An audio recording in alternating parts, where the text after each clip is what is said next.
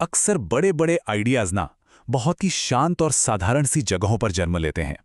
आज हम एक ऐसी ही कहानी की पड़ताल करने जा रहे हैं जो एक ग्रामीण भारतीय स्कूल के एक टीचर और उनकी जांची हुई कॉपियों से शुरू होती है। तो चलिए कहानी की शुरुआत करते हैं। यहाँ पीएम श्री शासकीय उच्चतर माध्यमिक विद्यालय बड़ी खट्टाली के एक शिक्षक हैं जो गहरी सोच में डूबे हुए हैं। ये बस एक तस्वीर नहीं है, ये एक ऐसी कहानी की शुरुआत है जो बहुत साधारण लग सकती है, लेकिन है नहीं। उनका काम था डाबरी नाम के ग्रामीण स्कूल के 11वीं क्लास के एग्रीकल्चर के स्टूडेंट्स की कॉपियां जांचना। अब ये कोई मामूली ग्रेडिंग का काम नहीं था। असल में ये एक तरह से अनजाने में की गई एक रिसर्च बन गई। देखिए, उनका काम सिर्फ लाल पेन चलाने और नंबर देने तक ही नहीं था। वो अपने डिजिटल नोट्स में इन जवाबों का एक बहुत ही गहरा एनालिसिस कर रहे थे, एक ऐसा पैटर्न ढूंढ रहे थे जो इन नंबरों से कहीं आगे जाता हो। मतलब वो सिर्फ ये नहीं देख रहे थे कि जवाब सही है या गलत, वो तो हर छात्र के सोचने के तरीके को, उनके जवाब देने के स्टाइल को समझने की कोशिश कर रहे थे और उसी के आधार पे उन्हें अलग अलग कैटेगरी में बांट रहे थे। और इसी कोशिश में उन्हें मिली छात्रों की पहली कैटेगरी, ध्यान न देने वाले छात्र। ये वो छात्र है जिनका ध्यान क्लासरूम में कहीं और ही होता है। छात्रों से एक बहुत ही सिंपल सवाल पूछा गया था। सवाल बस उनकी बेसिक जानकारी को टेस्ट करने के लिए था, लेकिन जवाबों ने तो कुछ और ही कहानी कह दी। एक छात्र ने पूंछ के हिस्सों के बजाय गाय के पैरों के नाम लिख दिए। अब सुनने में तो ये मजेदार लगता है, लेकिन ये दिखाता है कि ध्यान कितना भटका हुआ था, बिल्कुल फोकस की कमी। और यही बात खास है, टीचर सिर्फ गलतियों पर हंस नहीं रहे थे, वो एक पैटर्न देख रहे थे। अपने डिजिटल नोट्स में उन्होंने इस तरह के जवाब को द इनअटेंटिव स्टूडेंट्स या बिना सोचे समझे लिखने वाले छात्र की कैटेगरी में डाला। एक और मिसाल देखिए, एक स्वस्थ और बीमार जानवर में अंतर बताने को कहा गया तो एक छात्र ने बस एक पैराग्राफ लिख दिया, न कोई टेबल, न कोई साइंटिफिक शब्द। इससे ये पता चलता है कि सिर्फ जानकारी होना काफी नहीं है, उसे सही तरीके से पेश करना भी उतना ही जरूरी है। लेकिन ऐसा नहीं है कि टीचर सिर्फ गलतियां ही ढूंढ रहे थे। उन्होंने उन छात्रों को भी पहचाना जो कोशिश कर रहे थे, भले ही वो पूरी तरह से सही ना हो।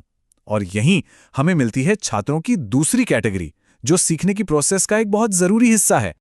यहाँ एक ही सवाल के दो अलग अलग जवाब हैं। एक तरफ एक छात्र का बिखरा हुआ पैराग्राफ है और दूसरी तरफ एक औसत लेकिन कोशिश करने वाले छात्र का बनाया हुआ साफ सुथरा टेबल। प्रेजेंटेशन में जमीन आसमान का फर्क है ना? और यहीं पर टीचर को एक बहुत गहरी बात समझ में आई। उन्होंने अपने नोट्स में लिखा कि सिर्फ जवाब को एक टेबल में सजा देने भर से ये पता चलता है कि छात्र ने टॉपिक को समझा है और इससे परीक्षक पर अच्छा असर पड़ता है। ये कोई ट्रिक नहीं है, ये एक स्किल है। चलिए अब आते हैं उस कैटेगरी पर जिसे हर टीचर अपनी क्लास में देखना चाहता है। ये वो छात्र हैं जिन्होंने न सिर्फ टॉपिक को समझा है, बल्कि उसे पेश करने की कला में भी महारत हासिल कर ली है। इन टॉप स्टूडेंट्स के जवाबों में सवाल की गहरी समझ दिखती है, सही टेक्निकल शब्दों का इस्तेमाल होता है और एक परफेक्ट लॉजिकल स्ट्रक्चर होता है। टीचर इसे आर्ट ऑफ आंसर राइटिंग कहते हैं। बात सिर्फ सही होने की नहीं है, बात अपने ज्ञान को असरदार तरीके से सामने रखने की है। और यहीं से कहानी एक बहुत ही दिलचस्प मोड़ लेती है। ये सारी मेहनत, छात्रों को कैटेगरी में बांटना, उनकी गलतियों का एनालिसिस करना, ये सब सिर्फ कॉपियां जांचने के लिए नहीं हो रहा था। इसके पीछे एक बहुत बड़ा मकसद था।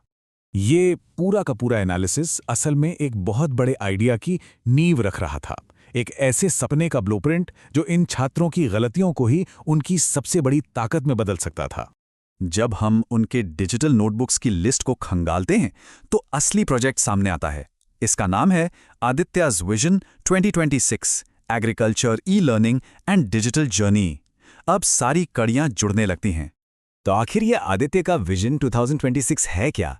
ये एग्रीकल्चर के लिए एक पूरा ई लर्निंग कोर्स बनाने का प्लान है, लेकिन इसकी सबसे खास बात यह है कि ये असली डेटा पर आधारित है, इस गहरी समझ पर कि छात्र कहाँ, क्यों और कैसे गलतियां करते हैं और उन्हें असल में सिखाया कैसे जा सकता है।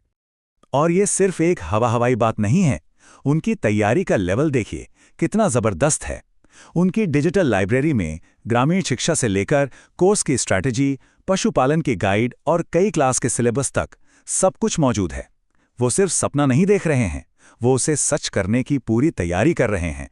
और इस सारी मेहनत और रिसर्च से निकला एक ऐसा आइडिया जो एजुकेशन टेक्नोलॉजी की दुनिया बदल सकता है। एक ऐसा आइडिया जिसे वो सीधे एआई और टेक कंपनियों के सामने रखना चाहते हैं। उनकी पिच बहुत सीधी लेकिन बहुत पावरफुल है। स्टेप 1, एक स्टूडेंट के सारे काम उसकी सारी नोटबुक्स को एक ही यूजर आईडी से जोड़ दो। स्टेप 2, एआई का इस्तेमाल करके उसकी प्रोग्रेस, उसकी आम गलतियों को ट्रैक करो। और स्टेप 3, इस डेटा के आधार पर उसके लिए एक पर्सनलाइज्ड लर्निंग प्लान बनाओ जो सिर्फ और सिर्फ उसकी ज़रूरतों के हिसाब से हो। तो आखिर इसका मकसद क्या है? मकसद है समय बचाना और पढ़ाई को बेहतर बनाना। बार बार एक ही चीज को सीखने में टाइम वेस्ट करने के बजाय छात्र सीधे उन कमजोरियों पर काम कर सकते हैं जिन्हें एआई ने पकड़ा है। जरा सोचिए, जो कहानी परीक्षा की कॉपियों के एक ढेर से शुरू हुई थी, वो अब एजुकेशन के भविष्य का एक विजन बन गई। और ये सब निकला है डाबड़ी के एक छोटे से क्लासरूम से। और ये सब हमें एक बहुत ही गहरे सवाल पर लाकर छोड़ देता है। क्या ऐसा हो सकता है कि सीखने की प्रक्रिया को बेहतर बनाने का राज हमारी कामयाबियों में नहीं बल्कि हमारी गलतियों में छुपा हो? शायद हमारी गलतियां ही हमारी सबसे बड़ी टीचर हैं।